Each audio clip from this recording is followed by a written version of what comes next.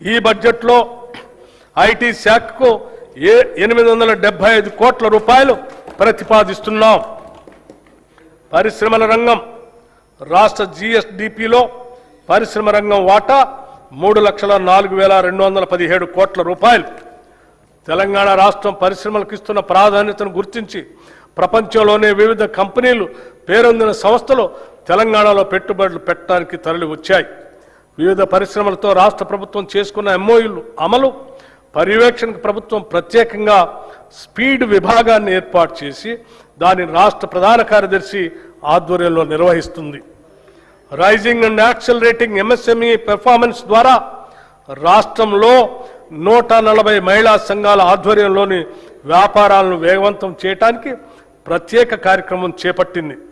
33 జిల్లాల్లో మారుమూలన ఉన్న మహిళలను కూడా చేరుకునేటట్లుగా ప్రీ ఇంక్యుబేషన్ కార్యక్రమం చేపట్టాం.